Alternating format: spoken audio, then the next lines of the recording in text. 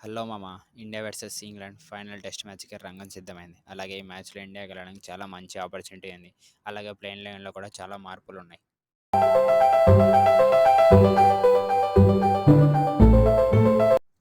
Stadium వచ్చేసి లండన్‌లోని Kennington Oval. Date and time 31 July 3:30 PM Indian standard time. మ్యాచ్‌ని లైవ్‌లో చూడాలనుకుంటే సోనీ 6. కానీ కెనింగ్టన్ ఓవల్ గ్రౌండ్‌లో ఇండియాకైతే అంత మంచి రికార్డ్ లేదు. ఎందుకంటే 15 మ్యాచ్‌లు ఆడితే 2 మాత్రమే గెలిచి 6 మ్యాచ్‌లు ఓడిపోయాం. 7 మ్యాచ్‌లు డ్రా అయ్యాయి.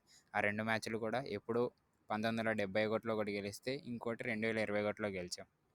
లాస్ట్ టైం ఇదే గ్రౌండ్‌లో డబ్ల్యూటీసీ ఫైనల్ 2023 ఆడినప్పుడు ఆస్ట్రేలియా చేతిలో చిత్తుగా ఓడిపోయాం. బట్ ఈ మ్యాచ్‌లో మనం గెలిచి సిరీస్‌ని డ్రా చేసుకోవచ్చు. లాస్ట్ మ్యాచ్‌ని డ్రా చేసుకుని మన టీమిండియా చాలా కాన్ఫిడెంట్‌గా ఉంది. అలాగే ఈ సిరీస్‌లో గిల్ అండ్ రాహుల్ బోత్ ఇద్దరు 500+ రన్ చేసి మంచి టచ్‌లో ఉన్నారు. మాంచెస్టర్లో సెంచరీలు చేసి అజేయంగా నిలిచిన ఇద్దరు ఆల్రౌండర్స్ వాషింగ్టన్ సుందరన్, రవీంద్ర జడేజా మంచి డిటర్మినేషన్, పేషెన్స్ అండ్ కమిట్మెంట్తో లాస్ట్ డే అంతా బ్యాటింగ్ చేసి మ్యాచ్ని డ్రా చేయడం చూసాం మనం. కాలిక్ గాయం కారణంగా రూల్ అవుట్ అయిన పంత్ స్థానంలో ధ్రువ్ జురెల్ వికెట్ కీపర్గా ఆడతాడు. అలాగే ఈ టెస్ట్ మ్యాచ్ బుమ్రా కూడా ఆడని ESPN వాళ్ళు ఒక రిపోర్ట్ కూడా రిలీజ్ చేశారు మామ. అతనికి రీప్లేస్మెంట్గా ఆకాశ్దీప్ ఆడతాడు. అలాగే లాస్ట్ మ్యాచ్లలో ప్రాక్టీస్ చేస్తున్నప్పుడు ఇంజూరీ అయిన హర్షదీప్ సింగ్ కూడా ఫుల్ ఫిట్గా అన్నాడు మామ. రేపటి మ్యాచ్లో డెబ్యూ చేస్తాడు అంచుల్ కంబోడ్ స్థానంలో.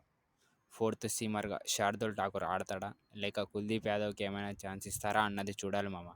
ఈ సిరీస్లో ఆడిన 2 మ్యాచ్లలో శార్దుల్ ఠాకూర్ చెప్పుకోదగ్గ పర్ఫార్మెన్స్ అయితే ఇవ్వలేదు.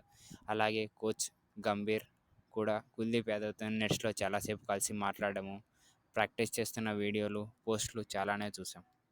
ఇండియా ప్లేయింగ్ ఓపెనర్స్గా Jaiswal and KL Rahul, number 3 Sai Sudharsan, number 4 Gill, number 5 Dhruv Jurel, number 6 Jadeja, number 7 Washington Sundar, number 8 Thakur or Kuldeep Yadav, number 9 Akashdeep, number 10 Harshdeep Singh, number 11 Mohammed Siraj. ఈ ఫిఫ్త్ టెస్ట్ కోసం ఇంగ్లాండ్ వాళ్ళ స్క్వాడ్ని అనౌన్స్ చేశారు మామ. అందులో 4 చేంజెస్ ఉన్నాయి.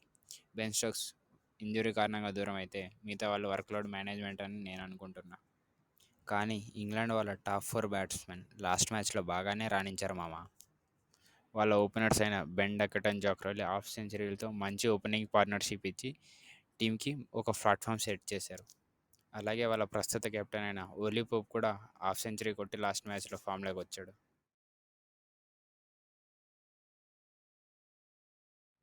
ఈ ఫార్మర్ కెప్టెన్ కూడా లాస్ట్ మ్యాచ్లో ఒక సెన్సేషనల్ నాక్తో 150 రన్స్ చేసి చాలా రికార్డ్స్ని బ్రేక్ చేశాడు మామ. అదే కాకుండా జో రూట్కి ఓవర్లో 2 సెంచరీలు ఉంటే ఆ 2 సెంచరీలు కూడా ఇండియాతో ఆడినప్పుడు కొట్టినవే. వాళ్ళ కెప్టెన్ అయిన బెన్ స్టోక్ రైట్ షోల్డర్ ఇంజురీతో ఫిఫ్త్ టెస్ట్ మ్యాచ్కి దూరం అయ్యాడు మామ. ఇంగ్లాండ్ టీంలో బెన్ స్టోక్స్ లేకపోవడం వాళ్ళకి ఎదురు దెబ్బే. ఈ టెస్ట్ సిరీస్లో 17 వికెట్స్ బెన్ స్టోక్స్ తీయడమే కాకుండా లాస్ట్ టెస్ట్ మ్యాచ్లో 5 వికెట్ హాల్తో పాటు బ్యాటింగ్లో కూడా సెంచరీ చేసి టీంని ముందుండి నడిపించాడు. ఈ సిరీస్తో టెస్ట్ టీంకి కంబ్యాక్ ఇచ్చిన జోఫ్రా ఆర్చర్ కూడా లేకపోవడం వాళ్ళ బౌలింగ్ని ఇంకా బలహీనత చేస్తుంది మామ. క్రిస్ వోక్స్కి మన ఓపెనర్స్ మీద మంచి రికార్డు ఉంది మామ, both Jaiswal and KL Rahul. So Chris వోక్స్కి, జైస్వాల్ అండ్ కేఎల్ రాహుల్కి ఒక మంచి బ్యాటిల్ని అయితే ఎక్స్పెక్ట్ చేయొచ్చు. అలాగే వాళ్ళ కెప్టెన్ బెన్ స్టోక్కి రీప్లేస్మెంట్గా లెఫ్ట్ ఆర్మ్ ఆల్రౌండర్ జాకబ్ బ్యాథెల్ని, డాసన్కి రీప్లేస్మెంట్గా గస్ అట్కిన్సన్ని యాడ్ చేశారు. అలాగే జోష్ టంగ్ని బ్రైడన్ కర్స్కి రీప్లేస్మెంట్గా అండ్ జిమ్మీ వాటర్ని జోఫ్రా ఆర్చర్కి రీప్లేస్మెంట్గా ప్లేయింగ్ లెవెన్లో యాడ్ చేశారు. ఇంగ్లాండ్ రికార్డ్ అటు ఓవెల్ చూసుకుంటే టోటల్గా 106 మ్యాచెస్ ఆడారు. 45 మ్యాచెస్ గెలిస్తే 24 మ్యాచ్లు ఓడిపోయారు. మిగతా 37 మ్యాచ్లు డ్రా అయ్యాయి. వాళ్ళ విన్ పర్సెంటేజ్ చూసుకుంటే 42.45 మామ. కానీ లాస్ట్ 5 మ్యాచెస్లో 2 మాత్రమే గెలిచి 3 ఓడిపోయారు.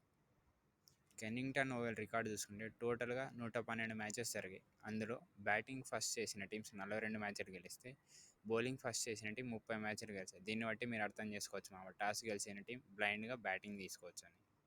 ఈ గ్రౌండ్స్లో యావరేజ్ స్కోర్ చూస్తే మీకే తెలుస్తుంది మనం ఎందుకు బ్యాటింగ్ ఫస్ట్ చేయాలనేది. ఫస్ట్ ఇన్నింగ్స్లో యావరేజ్ స్కోర్ వచ్చేసి 338, సెకండ్ ఇన్నింగ్స్లో 300, థర్డ్ ఇన్నింగ్స్లో 256, ఫోర్త్ ఇన్నింగ్స్లో 156. ఆ ఫోర్త్ ఇన్నింగ్స్ వచ్చేసరికి యావరేజ్ స్కోర్ అనేది సగానికి పడిపోయింది. దీన్ని బట్టి అర్థం చేసుకోవచ్చు ఫోర్త్ ఇన్నింగ్స్లో బ్యాటింగ్ చేయడం చాలా కష్టం ఈ గ్రౌండ్లో.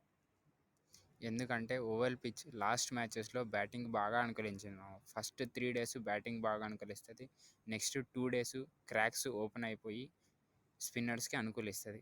కొన్ని రిపోర్ట్స్ ప్రకారం గ్రీన్ టాప్ ఉండే పిచ్ ఇస్తుంది అంటున్నారు. ఒకవేళ గ్రీన్ టాప్ ఉండే పిచ్ వస్తే మాత్రం ఫాస్ట్ బౌలర్కి చాలా బాగుంటుంది. అలాగే ఓవల్ పిచ్ క్యూరేటర్కి మన హెడ్ కోచ్ జీజీకి మధ్య పెద్ద యుద్ధమే జరిగింది మామ. ఏంటంటే మన టీం ఇండియా స్టాఫ్ పిచ్‌ని ఇన్స్‌పెక్ట్ చేయడానికి వెళ్ళినప్పుడు ఆ క్యూరేటర్ వచ్చేసి 2.5 మీటర్ దూరం వెళ్ళండి అని చెప్పడం వల్ల ఈ తతంగం అంతా జరిగింది.